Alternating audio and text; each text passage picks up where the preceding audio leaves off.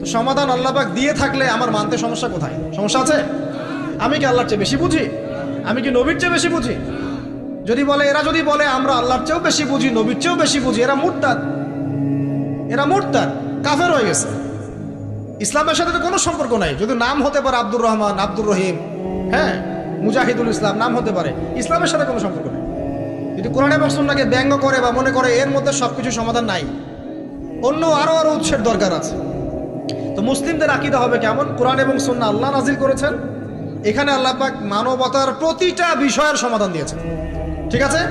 এবার এই সমাধানগুলো মেনে চলার জন্য আমাকে আগে পড়া শিখতে হবে, তারপরে আমাকে এর অর্থটা জানতে হবে, এর উপর আমল করতে হবে, কোরআনের দাওয়াত মানুষকে দিতে হবে।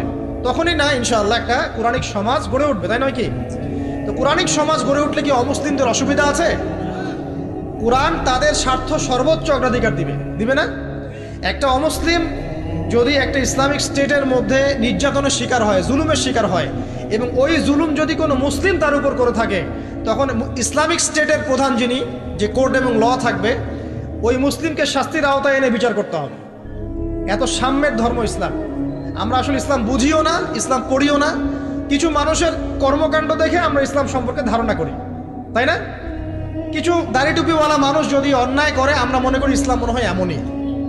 দাড়ি টুপি রেখে সিগারেট খাচ্ছে, দাড়ি টুপি রেখে আপনার সুদ খাচ্ছে, দাড়ি টুপি রেখে ঘুষ নিচ্ছে, দুর্নীতি করছে, তখন মানুষ মনে করে মুসলিমরা মনে হয় এমনই। আসলে ইসলামের সাথে কি ওদের কোনো সম্পর্ক আছে? ওদের নাম খালি আব্দুর রহমান, আব্দুর রহিম হতে পারে। তাহলে প্রকৃত ইসলামটা আপনি কোথায় পাবেন? প্রিয় মুসলিম ভাই বোন, প্রকৃত ইসলামটা পাবেন আপনি কোরআন এবং হাদিসে। ওইটা পড়ে আপনি ইসলাম সম্পর্কে ধারণা করেন।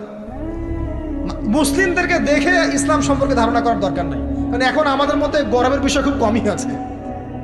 মুসলিমই তো দেখেন দুর্নীতি করছে, মুসলিমই ঘুষ খাচ্ছে, মুসলিমই সুদ খাচ্ছে, তা আমাকে দেখে আপনি কি শিখবেন? একজন বড় স্কলার, যিনি আগে অমুসলিম ছিলেন, পরে মুসলিম হয়েছেন, বড় দায়ী এবং আলেমও হয়েছেন, তিনি বলেছেন একটা কথা, যে আমি যদি ইসলাম কবুল করার আগে মুসলিমদেরকে দেখে কবুল করতাম, তাহলে মনে হয় আমি ইসলাম কবুল করতাম না। বরং আমি ইসলাম কবুল করার আগে কোরআন এবং সুন্নাহ ঘাটাঘাটি করে রিসার্চ করেছি, তারপরে আমি আল্লাহকে চিনেছি।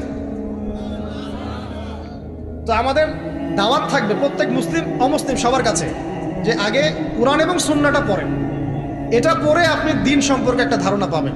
আমার ব্যবহার, চরিত্র, আমার কার্যকলাপ দেখে আপনি নাও পেতে পারেন। এটা তো সেই যুগ না যে মুসলিমদের চরিত্রের মধ্যে একটা দাগও নাই। এটা কি সেই যুগ? না। আল্লাহ পাক আমাদের সবাইকে কোরআন সুন্নাহ বোঝার তৌফিক দান করুন, এবং আল্লাহ পাক যাদের মনের মধ্যে স্বচ্ছতা আছে, অনেস্টি আছে, আল্লাহ পাক তাদেরকে হেদায়েত দান করুন, আমিন। আসুন সামনে যাই। এই কোরআন পড়তে লাগবে না ভাই? নিয়মিত পড়া লাগবে না? এর সাথে হাদিসের চর্চা করা লাগবে না? ফাজায়েলে আমল বইটা বাসায় আছে? নাই? মুনতাখাব হাদিস বইটা আছে বাসায়? তারপরে ফয়জুল কালাম এই বই আছে, রিয়াদুস সলেহিন বই আছে, মিশকাতুল মাসাবি বইটা আছে। এই সব বইগুলো বাংলা হয়ে গেছে না এখন? বাসায় একটু কেনা যায় না ভাই? নাকি? আপনি তো গার্লফ্রেন্ডের সাথে খাইতে বসলে 1000 টাকা বিল হয় না? আর খাওয়ার সময় তো তারা আপনাকে খসানোর জন্যই খেতে বসে, আর আপনাকে খসানোর আগে আরো 2 টাকা খসা এসে আসছে। ওই খবরটা আপনি জানেন না। যখন জানবেন তখন ব্রেকআপ হয়ে যাবে। এটা এক ট্রেন্ড হয়ে গেছে। তো এই যে টাকা পয়সা নষ্ট হয় না ভাই? চায়ের দোকানে বসলে টাকা নষ্ট হয় না? বসলে 100 টাকা যায়। টাকার কোনো দাম আছে এখন? 500 টাকার কোনো মূল্য আছে? 1000 টাকা দিয়ে কিছু হয় এখন? তো টাকার কিন্তু কোনো মূল্য নাই, কমতেছে। আরো দিন যাবে না, আরো কমবে। এটাকে আমি বলিনি আগে, বা এক শ্রেণীর স্কলার বলেন নাই? যত দিন যাবে দেখবেন আরো কমতে থাকবে।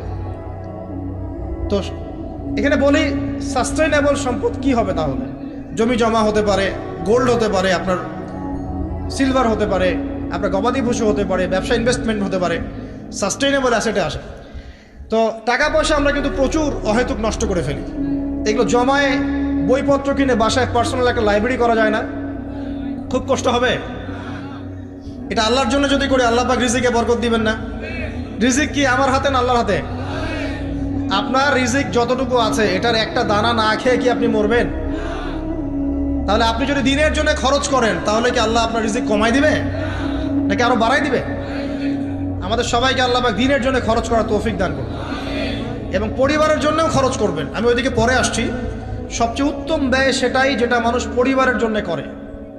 মুয়াজ বিন জাবাল রাদিয়াল্লাহু আনহুকে নবীজি বলেছেন সাল্লাল্লাহু আলাইহি ওয়াসাল্লাম, তোমার সামর্থ্য অনুযায়ী পরিবারের পিছনে ব্যয় করবে।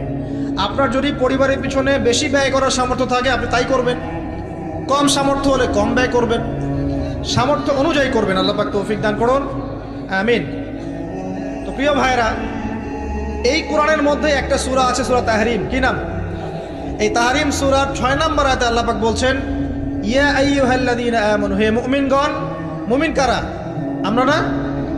মুমিন কারা? যারা আল্লাহকে বিশ্বাস করে, রাসূলকে বিশ্বাস করে, যারা আসমানি কিতাব সমূহে বিশ্বাস করে, ঠিক আছে, রাসূলগণকেও বিশ্বাস করে, আগের রাসূলগণকে বিশ্বাস করে, পরকালে বিশ্বাস করে, জান্নাত জাহান্নাম মিজান পুলসিরাত এগুলোতে বিশ্বাস করে, এবং তাকদীর বা ভাগ্যের ভালো মন্দে বিশ্বাস করে। এরা কি মুমিন না?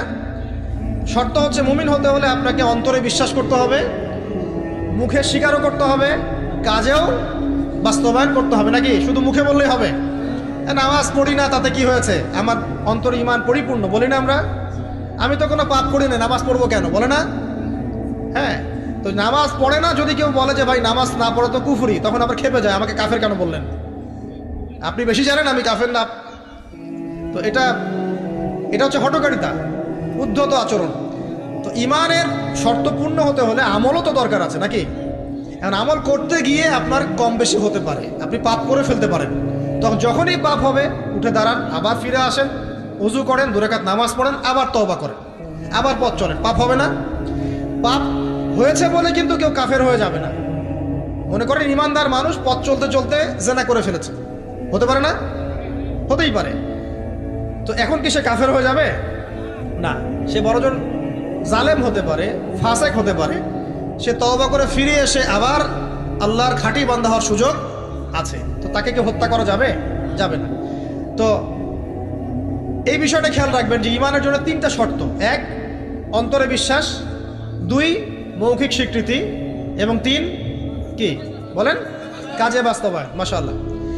এখন আল্লাহ পাক এই মুমিনদেরকে বলছেন যে কু আনফুসাকুম, নিজে এখন জাহান্নামের আগুন থেকে বাঁচো। মানে ঈমান এনেছি বলেই কিন্তু তাহলে জাহান্নামের আগুন থেকে বাঁচা যাচ্ছে না। অন্য কিছু কাজের দরকার আছে, আত্মসমর্পণের দরকার আছে, ইহসানের দরকার আছে, তাকওয়ার দরকার আছে। তুমি নিজে জাহান্নামের আগুন থেকে বাঁচো, এবং ওয়া আহলিকুম নারা, তোমার পরিবারবর্গ যারা আছে তাদেরকেও জাহান্নামের আগুন থেকে বাঁচাও। এই আদেশটা কি সবার জন্য না, নাকি এক শ্রেণীর মানুষের জন্য? সবার জন্য। কোন জাহান্নাম? আল্লাহ ভয় দেখাচ্ছেন সেই জাহান্নাম যেই জাহান্নামে 19 জন কঠিন মনের ফেরেশতা আছে। তারা দায়িত্বশীল ফেরেশতা, তাদের আন্ডারে আর অনেক ফেরেশতা থাকতে পারেন।